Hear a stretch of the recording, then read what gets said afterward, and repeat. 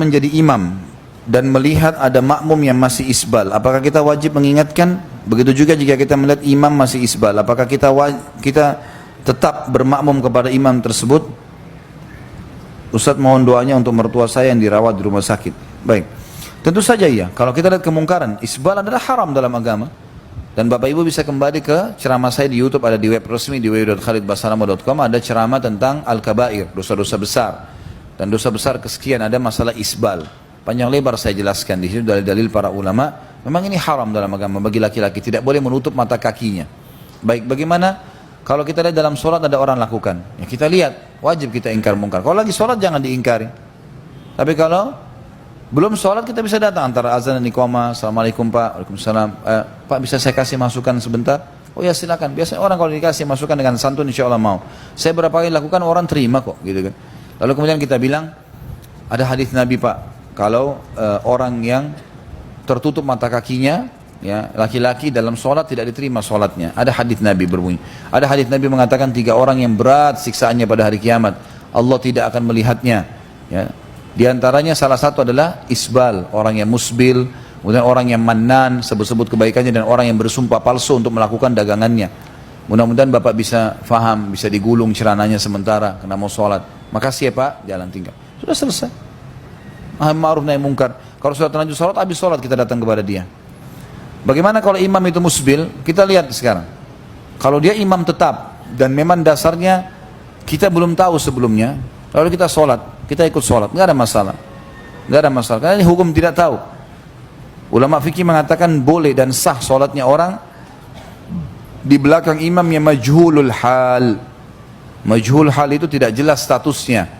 Orang ini pelaku bidah atau bukan, tidak jelas. Kita datang dia sholat, kita sholat di belakang dia, sudah imam di situ, tidak ada masalah. Tapi kalau bisa habis sholat kita luruskan kesalahannya, luruskan, sampaikan dengan baik.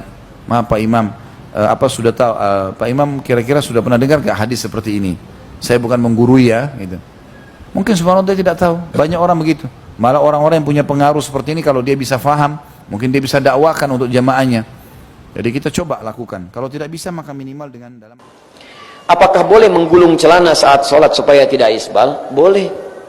Tapi akan lebih baik kalau Anda bikin saja langsung daripada banyak digulung, gitu kan? Itu aja persoalannya. Tapi isbal ini Anda harus teliti lagi. Jadi hadis-hadis tentang isbal ini itu ikhtilaf di kalangan ulama. Tapi sebanyak-banyak hadisnya yang tersimpulkan dalam 3 hal. 3 hal. Nanti kita bahas dalam fikih ikhtilaf. Ya, yang di KBP itu, ya. 3 hal. 1, hadisnya menunjuk kepada ketawaduan, rendah hati. Ya, karena di Arab itu dulu sampai sekarang, kalau ada orang yang menunjukkan kesombongan karena meningkat strata hidupnya, ya baik dari hartanya ataupun kedudukannya, maka di antara cirinya kalau laki-laki dia gunakan pakaian yang cukup longgar ke bawah, musbil, melebihi batas mata kakinya. Ya, silakan Anda cek tuh, raja-raja apa-apa macam-macam, umumnya pakaiannya akan begitu. Bukan berarti sombong, bukan. Ada yang menunjukkan bahwa status sosialnya tinggi. Beda. Kalau perempuannya dia gunakan perhiasan yang berlebihan. Gelangnya dia pakai di tangan, di kaki, kalau jalan kicik gitu kan. Nah, itu terdengar bahwa dia sedang meningkat status sosialnya. Tiba-tiba Nabi sedang kumpul, lewat orang pamer, ingin menunjukkan diri bahwa saya sedang naik di status sosialnya. Kata Nabi keluar kalimat, orang yang pakaiannya melebihi batas mata kakinya tempatnya di neraka. Di neraka tempatnya. Abu Bakar itu terkejut karena pakaian beliau itu di bawah mata kaki. Fisiknya itu kurus Pak, ya seperti saya lah gambaran begini, sering melorot gitu kan, sering di bawah begitu. Nabi sebelumnya nggak pernah bicara begitu, gara-gara kasus orang ini lewat, Nabi keluar kalimat begitu. Abu Bakar klarifikasi, ya Rasulullah bagaimana saya ini, saya sering melorot pergi di bawah mata kaki, bagaimana? Kata Nabi, kamu tidak. Di sampingnya ada Ibnu Umar masih kecil, belum paham kalimat ini, apakah ini bahasa kiasan, majasi atau bahasa langsung, hakikatnya. Kata Nabi, ya Ibnu Umar, hei Ibnu Umar, jangan sombong. Seperti orang memanjangkan pakaian di bawah mata kaki seperti orang tadi, lewat dengan sombongnya. Orang yang sombong seperti itu khaila, karena sombong, famaq'aduhu finnar, bimana? Maka tempatnya di neraka. Maka ditafsirkan oleh kalangan ulama yang pertama, yang dimaksudkan isbal di sini adalah hadis untuk menjaga diri supaya tetap tampil tawadhu. Jadi kalau antum misalnya celananya tidak isbal, sombong juga, neraka juga tempatnya. Sama saja. Kadang-kadang kan yang repot celananya nggak isbal, mulutnya isbal. Begitu lewat, lihat tuh, gulung, kayak nggak ada gunting aja di rumahnya. Tuh antum tuh neraka juga tuh. Hati-hati. Ya. Yang kedua, isbal itu menunjuk juga pada kehati-hatian dalam ibadah. Hati-hatian. Dulu pernah terjadi seorang sahabat sholat, kata Nabi, innallaha la yaqbalu sholata musbilin, Allah nggak terima sholat orang yang celananya kepanjangan. Faliyatawadda, maka wudu lagi, dia wudu lagi, balik lagi, sampaikan lagi, sampai 3 kali. Setelah 3 kali dia sholat, Nabi tidak menegur lagi. Perhatikan, ini sering hadis ini digunakan oleh sebagian orang untuk menunjuk dalil, tuh kan sholatnya aja nggak diterima. Tapi orang ini tidak mendalami mana hadisnya, salah kesimpulannya, salah. Saya pernah diberhentikan di Bekasi setelah sholat subuh, ngimami ceramah, mau masuk ke mobil, dipotong di tengah jalan oleh 2 orang tokoh, satunya sekretarisnya. Ustaz, mohon maaf saya ingin tanya, menurut Ustaz bagaimana hadis tentang Allah tidak menerima sholat yang celananya isbal? Masya Allah, maksudnya Ustaz celananya kepanjangan, sholat kita nggak diterima tuh, gitu kan? Dengan bahasa yang lain. Oh akhil karim, hadisnya di sini kan? Oh iya, di Riyadhus Shalihin Ustaz. Taib, saya punya beberapa pertanyaan, saya bilang sebelum kita simpulkan. 1, bukankah Nabi di hadis itu menyuruh untuk wudu lagi orang itu? Iya Ustaz.